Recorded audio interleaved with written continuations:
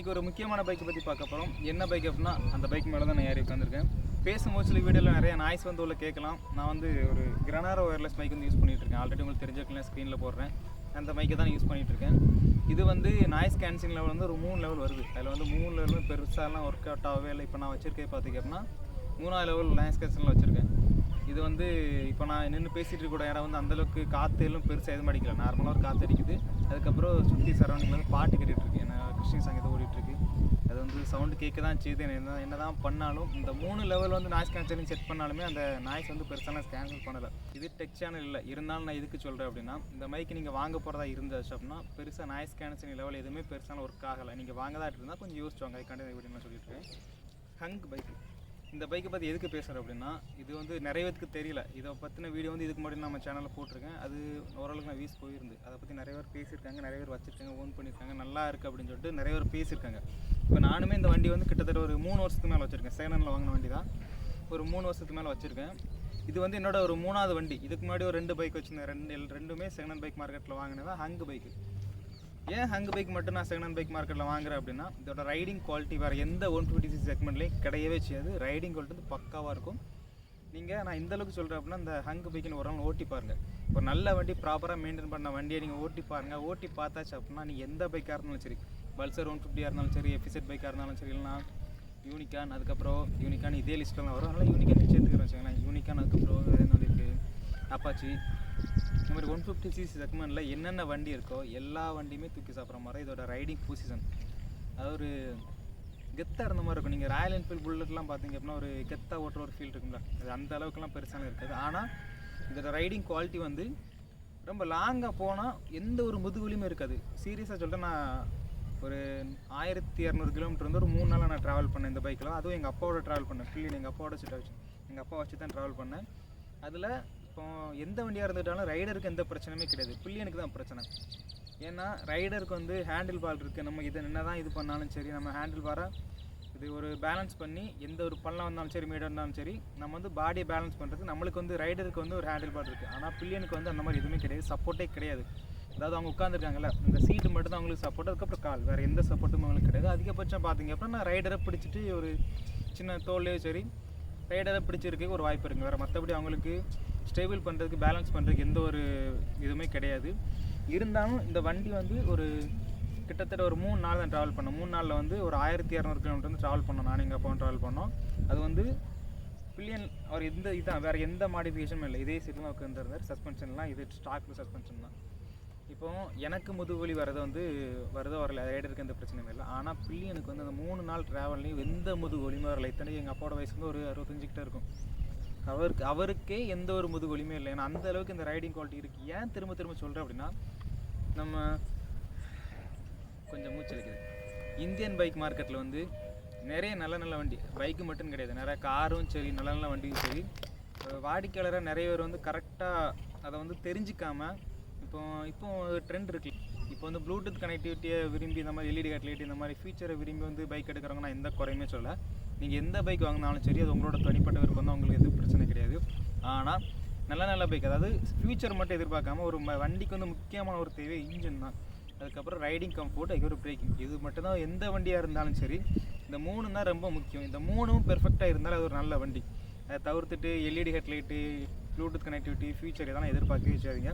First engine, அதுக்கப்புறம் chassis, அதுக்கப்புறம் suspension setup, riding quality, இதை பாருங்கள். இது பெர்ஃபெக்டாக இருந்தாலே நீங்கள் அந்த வண்டியை வந்து நம்பி எடுக்கலாம். வேறு எதுவுமே தேவையே கிடையாது. அந்த 3 இந்த வண்டியில் வந்து செம்மையாக இருக்குதுன்னு சொல்லலாம். ஃபஸ்ட்டு இந்த வண்டியோட இன்ஜின் பார்த்தீங்க அப்படின்னா 149cc தான்.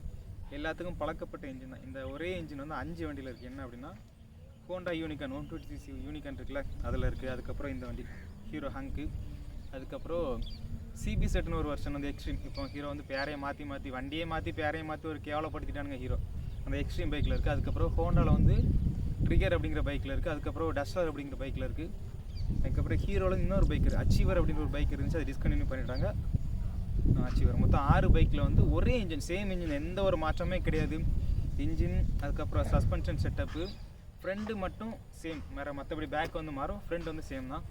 அதுக்கப்புறம் வேறு என்ன வித்தியாசம் இருக்குது, செயின் பாக்கெட் எல்லாமே அந்த வண்டிக்கு வந்து செட் ஆகும் ப்ராப்பராக. இப்போ இந்த வண்டிக்கு வந்து இந்த வண்டிக்கு ஒரு ஸ்பேர் வாங்குற அப்படின்னா ஹங்குக்குள்ளே ஸ்பேர்னு கேட்கவே மாட்டேன், யூனிகானுக்குள்ளே ஸ்பேர் மட்டும் தான் கேட்பேன். ஏன்னா இந்த வண்டிக்கு வந்து கிளச் பிளேட் மாற்றிருக்கேன், அது வந்து யூனிகானுக்குள்ளே தான். அதுக்கப்புறம் செயின் பாக்கெட் மாற்றிருக்கேன், அதுவும் யூனிகானுக்குள்ளே தான்.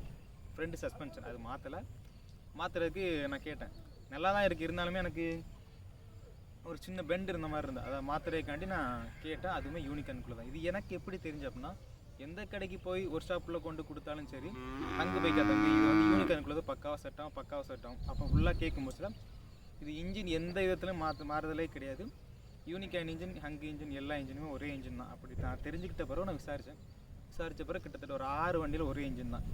இன்ஜின் வைஸ் வந்து இந்த ஹங்கு பைக்கில் வந்து எந்த பிரச்சனையுமே கிடையாது, தாராளமாக இருக்கும், தரமாக இருக்கும், சூப்பராக இருக்கும்.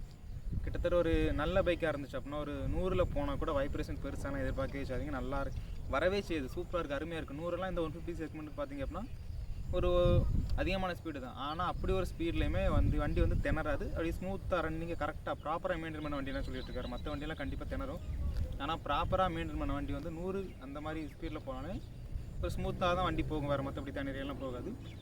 அதுக்கப்புறம் இந்த வண்டியோட சஸ்பென்ஷன் செட்டப்புமே அந்த நான் சொன்ன 6 வண்டிக்கும் ஃப்ரெண்டு வந்து ஒரே சஸ்பென்ஷன் தான், அதில் எந்த மாறுதலுமே கிடையாது. ஃப்ரெண்டு வந்து ஒரே சஸ்பென்ஷன் தான், பேக்கு மட்டும்தான் வித்தியாசமாகும். இருந்தாலும் பேக்கும் இந்த வண்டியில் வந்து செமையாக சூப்பராக கொடுத்துருக்காங்க. யூனிகானில் வந்து சிங்கிள் சஸ்பென்ஷன், அதாவது 3 ஷாக் அப்படின்னு சொல்லுவாங்க, அது யூனிகானில் கொடுத்துருக்குது. இதில் வந்து பார்த்திங்க அப்படின்னா டபுள் சஸ்பென்ஷன். பேசும்போது சின்ன அந்த வார்த்தை பிள்ளை இருக்கும், அது கொஞ்சம் மன்னிச்சுவாங்க. இந்த சைடும் சரி இந்த சைடும் சரி 2 சஸ்பென்ஷன் கொடுத்துருப்பாங்க. மற்றபடி அச்சீவர் ட்ரிகர் எல்லாத்துலேயும் அப்படி தான் நினைக்கிறேன். ட்ரிகரில் வந்து சிங்கிள் 3 ஷாக் தான். இப்போ இந்த வண்டியோட சஸ்பென்ஷன் பார்த்திங்க அப்படின்னா யூனிகானுக்கு எந்த அளவுக்கு நல்லா இருக்குமோ அந்த அளவுக்கு இந்த வண்டியோட சஸ்பென்ஷன் வந்து நல்லாயிருக்கும். ஒரு கம்ஃபர்ட்டாக போகலான்னு வச்சுக்கோங்களேன். நீங்கள் வந்து வண்டி இன்ஜினுக்கு கஷ்டம் வந்து இருந்துச்சு அப்படின்னா ஒரு 150 கிலோமீட்டர் அந்த மாதிரிலாம் ரெஸ்ட் எடுக்கலாம், இன்ஜினுக்காண்டி ரெஸ்ட் எடுக்கலாமே தவிர நம்ம ரைடிங் குவாலிட்டி அதாவது உடம்பு வலிக்கு, அதாவது முதுகு வலிக்கலாம், கை வலிக்குது, இந்த ஜஸ்ட் பெயின்லாம் இருக்குது அப்படின்னு சொல்லி நீங்கள் ரெஸ்ட் எடுக்கவே மாட்டீங்க. இன்ஜின் கஷ்டப்படுது, அதாவது இன்ஜின் வந்து ஓவர் ஹீட் ஆகிட்டு அப்படின்னு அந்த ஒரு காரணத்தால் மட்டும்தான் ரெஸ்ட் எடுப்பீங்களே தவிர ரைடிங் குவாலிட்டி, முதுகு வலி வருது இல்லைனா கை வலிக்கு அப்படின்னு சொல்லிட்டு ரெஸ்ட் எடுக்கவே மாட்டேங்க. ஏன் அப்படின்னா ரைடிங் குவாலிட்டி வந்து பக்காவாக இருக்கும். 150cc செக்மெண்ட்டில் வந்து வேறு எந்த வண்டியிலுமே இந்த அளவுக்கு ரைடிங் குவாலிட்டி கிடையவே செய்யாது. நான் இந்த அளவுக்கு ஏன் பேசுகிறேன் அப்படின்னா ஒரு அனுபவிச்சாதான் நான் பற்றி பேச முடியும். இந்த வண்டியை நான் அனுபவித்து ஒரு ஃபீல்டில் ஓட்டிருக்கேன், அந்தளவுக்கு சூப்பராக இருக்குது. ரைடிங் குவாலிட்டி வந்து அங்கே வந்து அடிச்சுக்கிறதுக்கு இந்த 150cc செக்மெண்ட் வந்து வேறு வண்டியே கிடையாது. நீங்கள் இந்த அளவுக்கு பேசுகிற அப்படின்னா கண்டிப்பாக யாராவது ஒரு அங்கே வந்து நல்ல பைக், அதாவது ப்ராப்பராக மெயின்டைன் பண்ண பைக். நான் ஏன் ப்ராப்பராக மெயின்டைன் பண்ண பைக் அப்படின்னு சொல்லிட்டு இருக்கேன் அப்படின்னா, ஒரு வண்டிக்கு சஸ்பென்ஷன் செட்டப் வந்து ரைடிங் குவாலிட்டிக்கு ரொம்ப ரொம்ப முக்கியம். கரெக்டாக ப்ராப்பராக மெயின்டைன் பண்ண வண்டியாக இருந்தால் மட்டும்தான் அந்த ரைடிங் குவாலிட்டி கரெக்டாக நம்மளுக்கு வந்து பொசிஷன் கரெக்டாக இருக்குது. அது போக அந்த ரைடிங் குவாலிட்டி ஃபுல்லாக நம்மளுக்கு கிடைக்கும். அது வந்து ப்ராப்பராக மெயின்டைன் பண்ண வண்டியாக மட்டும்தான் இருக்கும்.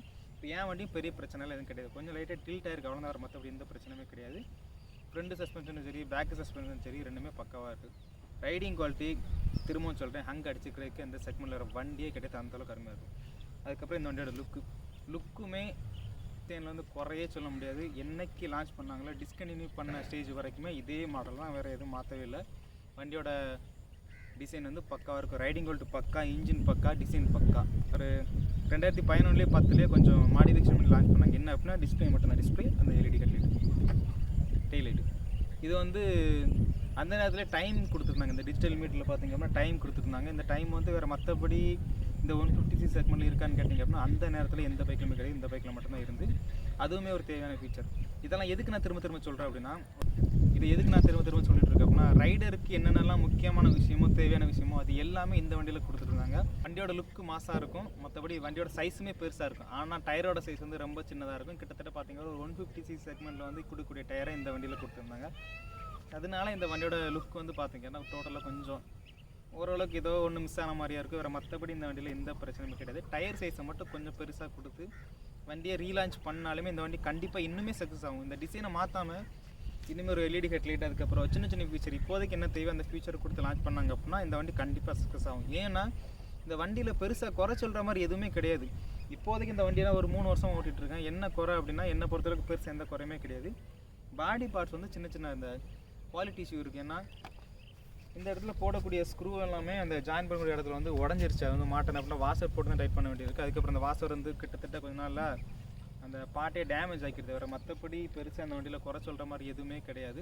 வண்டி வந்து ஸ்மூத்தாக இருக்கும். இந்த அளவுக்கு ஸ்மூத் வந்து வேறு எந்த வண்டியிலுமே கிடையாது. ஏன்னா இது செக்மெண்ட்டில் வேறு எந்த வண்டியிலுமே கிடையாது. ஹோண்டா யூனிகானுக்கு அடுத்தபடியாக பார்த்திங்கன்னா இந்த வண்டி அந்தளவுக்கு ஸ்மூத்தாக இருக்குது. ஏன்னா ரெண்டுமே ஒரே பிளாட்ஃபார்ம் தான், வித்தியாசமே கிடையாது.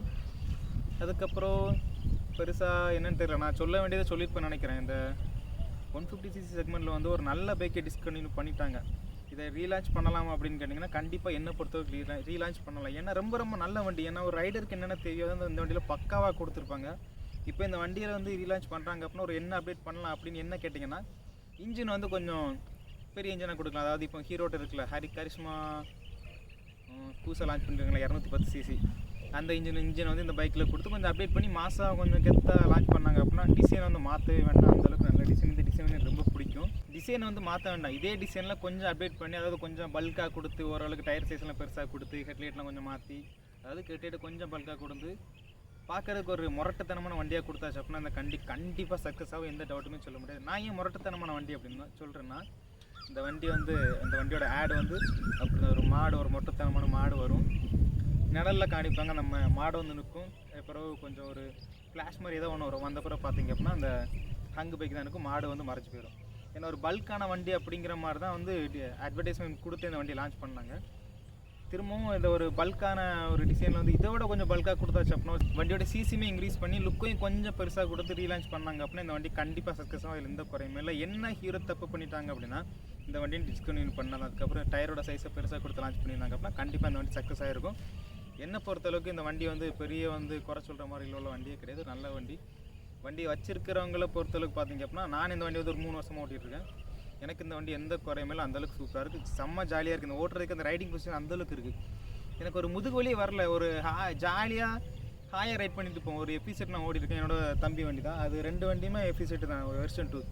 அந்த வண்டியை ஓட்டிகிட்டே இந்த வண்டியை ஓட்டும் போச்சு பார்த்தீங்க அப்போ எனக்கு ஏதோ ஒரு அப்டேட் பொசிஷனில் இருந்து ஓட்டுற மாதிரி இருக்கும், ஒரு கெத்தாக போன மாதிரி இருக்குது, ஒரு ஃபீலிங் கரெக்டாக அந்த டிராஃபிக்லாம் எஸ் அடிச்சு போகும்ல, அதுக்கெல்லாம் இந்த வண்டி ரைடிங் பொசிஷன் வந்து அந்தளவுக்கு சூப்பராக இருக்கும், பக்காவாக இருக்கும். இந்த வண்டி நீங்கள் புதுசாக வாங்க முடியாது, செகண்ட் வாங்குற மாதிரி இருந்துச்சு அப்போ நல்ல குவாலிட்டியில், அதாவது நல்லா மெயின்டைன் பண்ணி வச்சுருந்தாங்க அப்புறம் நீங்கள் தாராளமாக வாங்கலாம். நான் யூஸ் பண்ணிகிட்ருக்கேன், யூஸ் பண்ணுற அளவுக்கு எந்த குறையுமே இல்லை. நீங்கள் வாங்குறன்னு விருப்பம் இருந்தால் கண்டிப்பாக வாங்க. நான் இந்த பைக்கை இந்த பைக் தான் வேணும்னு சூஸ் பண்ணுறதுக்கு இன்னொரு காரணம் இருக்குது. அது வந்து எனக்கு ஒரு இந்த வண்டி டிஸ்கண்டினியூ பண்ண பிறகு அந்த பாயிண்ட் எனக்கு ஒரு பாசிட்டிவ் பட்டுச்சுன்னா, டிஸ்கண்டினியூ பண்ண வண்டி வந்து மார்க்கெட்லேருந்து மற்ற வண்டியை கம்பேர் பண்ணும்போது விலை வந்து கம்மியாக கிடைக்கும். அது வந்து இந்த வண்டிக்கு செகண்ட் பைக் மார்க்கெட்டில் நம்மளுக்கு வாடிக்கையாளர் நம்மளுக்கு ஒரு ப்ளஸ் பாயிண்ட்டு. அதனால இந்த வண்டி வந்து ரொம்ப ரேட்டு கம்மியாக தான் கிடைக்கும், அதில் எந்த பிரச்சனையும் கிடையாது. நீங்கள் வாங்கினா தாராளமாக வாங்கலாம். 150 யூனிக்கானிக்கு என்னென்ன பார்ட் உண்டு அந்த பார்ட் தான் இந்த வண்டியிலையுமே, அதில் எந்த பிரச்சனையும் கிடையாது. இன்ஜின் காம்பனண்ட் வந்து அவ்வளோ ஈஸியாக கிடைக்கும், பிரச்சனை கிடையாது. அவுட்ரு இந்த மாதிரி வெளியே அவுட்ரு பார்ட்ஸ் மட்டும்தான் கொஞ்சம் கஷ்டம் கிடைக்கும், ஆனால் கொஞ்சம் கஷ்டப்பட்டு வாங்க வேண்டியது வர. மற்றபடி இந்த வண்டியில் எந்த பிரச்சனையும் கிடையாது. வண்டி வாங்கினா தாராளமாக வாங்க. பேச வேண்டியது ஃபுல்லாக மேக்ஸிமம் பேசிட்டேன், இருந்தால் என்ன சின்ன குறை விட்டுருக்கேன் அப்படின்னு எனக்கு தெரியல. இந்த பைக் நீங்கள் செகண்ட் பைக் மார்க்கில் வாங்க போகிறீங்க அப்படின்னா இருந்துச்சு அப்படின்னா தாராளமாக வாங்கலாம், எந்த பிரச்சனையும் கிடையாது. நான் யூஸ் பண்ணிகிட்டு இருக்கேன். கண்டிப்பாக என்னோட ஒப்பீனியன் வந்து சூப்பரான வண்டி, அருமையான வண்டி. இந்த வண்டி செக்மெண்ட் அடிச்சுக்க வண்டியே கிடையாது, அந்தளவுக்கு சூப்பராக இருக்கும். நீங்கள் வாங்கினா வாங்கலாம். இன்னொரு விஷயம், இந்த வண்டியில் வந்து கரெக்டாக ப்ராப்பராக மெயின்டைன் பண்ணாத வண்டியாக இருந்துச்சு அப்படின்னா மைலேஜ் வந்து கிடைக்கவே செய்யுது. கரெக்டாக ப்ராப்பராக மெயின்டைன் பண்ணால் மட்டும்தான் மைலேஜ் கிடைக்கும், இல்லைனா வண்டி வந்து மைலேஜ் கிடைக்கவே செய்யாது. நான் இந்தளவுக்கு பேசுகிறேன், வண்டி எடுத்துகிட்டு மைலேஜ் கிடைக்கலன்னு சொல்லிட்டு நீங்கள் வருத்தப்படுவீங்க. கண்டிப்பாக செக் பண்ணி பார்த்துட்டு வண்டி எடுங்க. நல்லா மைலேஜ் கிடைக்குது அப்படின்னா கண்டிப்பாக எடுக்கலாம். இந்த வண்டியில் ஒரே ஒரு பிரச்சனை, அந்த பிரச்சனை மட்டும்தான் நான் ஃபேஸ் பண்ணது. இன்றைக்குமே ஃபேஸ் பண்ணிகிட்டு இருக்க ஒரு பிரச்சனைன்னா மைலேஜ் வந்து கரெக்டாக ப்ராப்பராக மெயின்டைன் பண்ணல அப்படின்னா மைலேஜ் கிடைக்காது. எனக்கு ஏன் இப்போ மைலேஜ் கிடைக்கலன்னா, வால்வு கம்ப்ளைண்ட்டுக்காண்டி ஒரு ஒர்க் ஷாப்பில் கொடுத்துருந்தேன், என் வண்டியை நாசப்படுத்திட்டார். 2 வாட்டி வேலை பார்த்துருக்காரு, திரும்ப அந்த பிரச்சனை வச்சு திரும்ப வேலை பார்த்துருக்காரு. அது 2 வாட்டி நான் காசு கொடுத்துருக்கேன். 2 வாட்டி வேலை பார்த்துமே இந்த கம்ப்ளைண்ட் வந்து போகவே இல்லை. கம்ப்ளைண்ட் அதிகமாகிட்டு தான் இருக்குது, நாய்ஸ் வந்து அதிகமாகிட்டு தான் இருக்குது. சீக்கிரம் இந்த வண்டியோட கம்ப்ளைண்ட் தான் நான் சரி பண்ணிடுறேன். சரி பண்ண போகிறேன். எனக்கு வண்டி நல்லா இருக்குன்னு நினைக்கிறேன், கண்டிப்பாக நல்லா இருக்கும். ஏன்னா அது மட்டும் தான் கம்ப்ளைண்ட், வர எந்த கம்ப்ளைண்ட்டுமே கிடையாது. மைலேஜ் அதுக்கப்புறம் எனக்கு நல்லா கொடுக்கும். ஏன்னா முதல்ல நல்லா கொடுத்துட்டு இருந்த மைலேஜ் தான், இந்த பிரச்சனையால் தான் நான் ஒர்க் ஷாப்பில் கொண்டு கொடுத்தேன். அதுக்கப்புறம் தான் மைலேஜ் கம்மியாச்சு, இல்லைனா கண்டிப்பாக மைலேஜ் நல்லா கொடுத்துட்டு இருந்த வண்டி தான். இந்த வண்டி வாங்குறதா இருந்தால் இதை மட்டும் செக் பண்ணி வாங்க, வேறு எந்த கம்ப்ளைண்ட் போயிடல நண்பா. அவ்வளோதான், இந்த வீடியோவில் தான் பேச நினச்சேன். வீடியோ பிடிச்சிருந்தோம்னா கண்டிப்பாக உங்களுக்கு தெரியும், வேறு எதுவும் சொல்லலாம்பா. அவ்வளோதான், மீண்டும் சந்திப்போம். இது உங்கள் LCM லிட்டர் கிளாஸ் மோட்டார்.